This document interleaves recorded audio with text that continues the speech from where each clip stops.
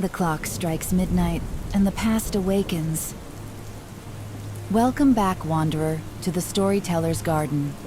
Tonight, we step into a realm where truth and terror intertwine, a world born from a true story that defies explanation.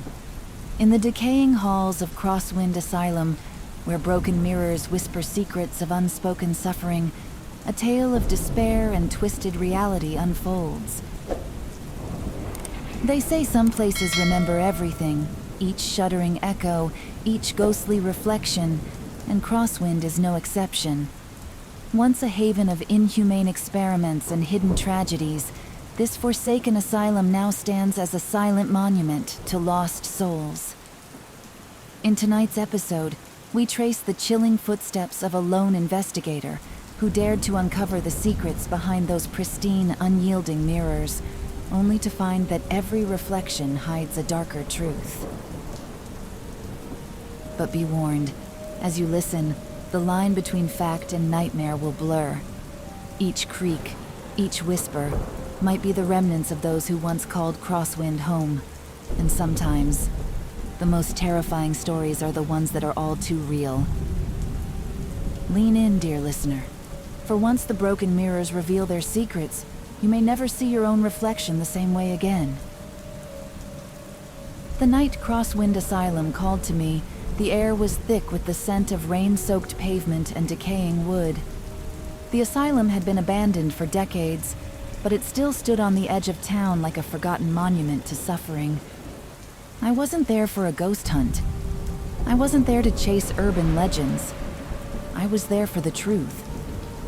I had spent the last 3 months piecing together the fragments of its history. Reports of inhumane treatments, whispered stories of missing patients, and a head doctor who had vanished without a trace.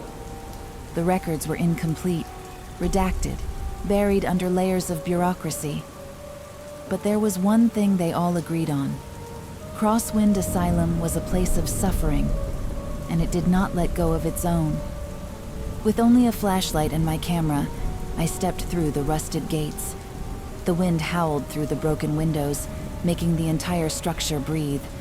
The front doors were long gone, swallowed by ivy and decay. As I crossed the threshold, I felt it immediately, the weight of the silence. And then, a sound, a whisper, low, fleeting, just behind me. I turned sharply. Nothing but the empty hall yawning into darkness.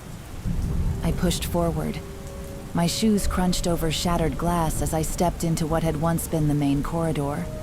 The air was stale, heavy with mildew and something deeper, something wrong. Then, I saw the first mirror. It stood at the end of the hallway, taller than me, its frame warped with age. But the glass was untouched. No dust, no cracks, no sign of time's decay. And yet, my reflection didn't look quite right. I took a step closer. The hallway behind me was dark, but in the mirror, the lights flickered. The walls looked newer, cleaner. And then, something moved behind me. I spun around. Empty hallway. My pulse thundered. I turned back to the mirror. My reflection was wrong. It was smiling. I wasn't. I stepped back. The grin stretched wider, splitting my reflection's face like a gash. I stumbled away, my heart slamming against my ribs. The sound of shattering glass exploded around me. I ran blindly down the corridor, my flashlight beam bouncing off the walls. The air grew colder, pressing against me, thick and suffocating. I turned a corner and nearly screamed. A door stood slightly ajar, light spilling from the cracks. But the asylum had no power. The records had mentioned this room, the former office of Dr. Victor Halloway, the asylum's last known doctor before its sudden closure in 1978. He had been accused of experimenting on patients, of pushing the boundaries of medical ethics into something far darker. But before he could face charges, he disappeared. Inside, the room was eerily intact. A wooden desk stood against the far wall, papers still scattered across it. A single chair, its leather cracked with age, sat in front of it. And along the wall, mirrors, dozens of them. Different sizes, different styles, their frames peeling and rotted, but all of them were whole. No dust, no cracks, no sign of the years that had consumed the rest of the asylum. I moved forward slowly, the floor creaking under my weight. My reflection stared back at me from every angle. Then, one of them blinked. I froze. My own eyes, staring back at me, had just moved on their own. And then, from behind me, a whisper. Low, wet, right against my ear.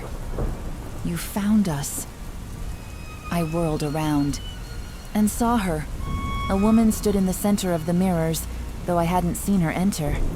She was impossibly thin, her hospital gown tattered and clinging to her skeletal frame. Her hair was long, dark, matted against her pale skin. But her eyes were sunken voids, and yet they saw me.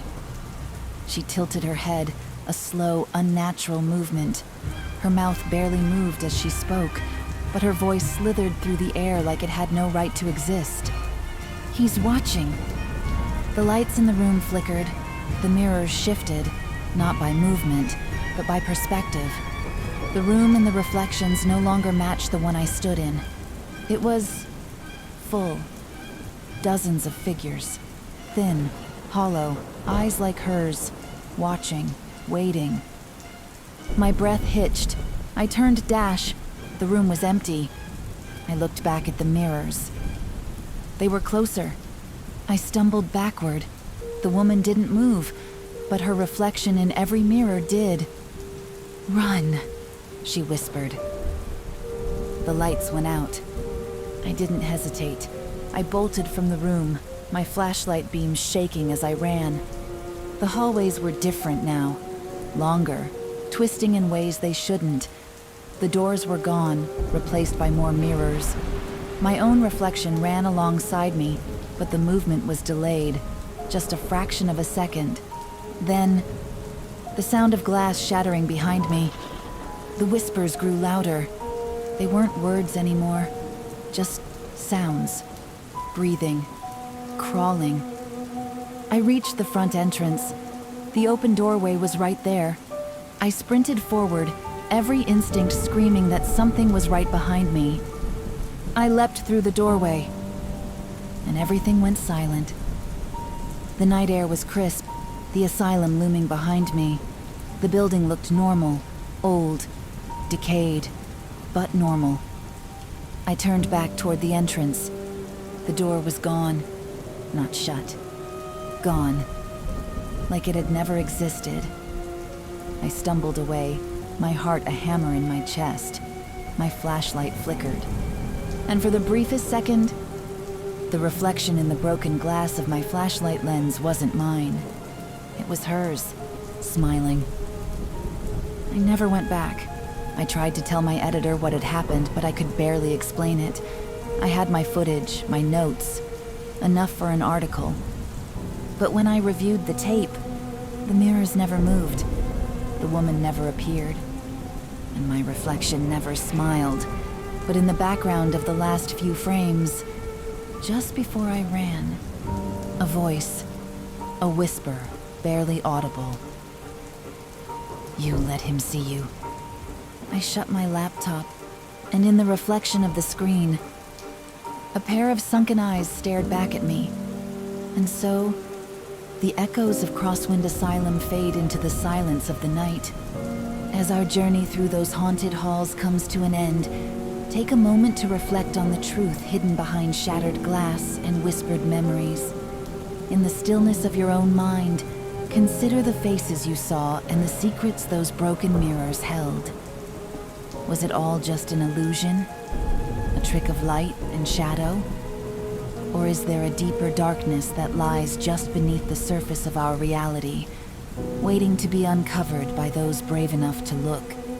Tonight, we witnessed how the past can haunt us, how every reflection carries its own story of sorrow and regret.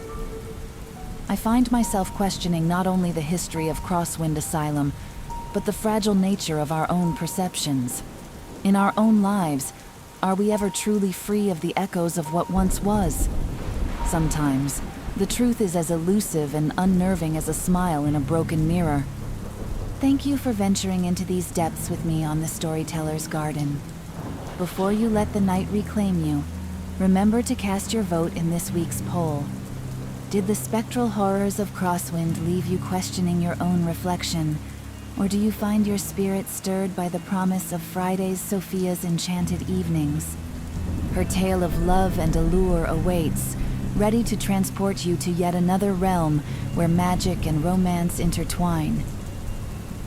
Lean into the silence, dear listener, and let these reflections settle deep within you. For sometimes it is only in the stillness that we can truly hear the whispers of our own souls. Good night, and may the darkness grant you both caution and clarity until we meet again.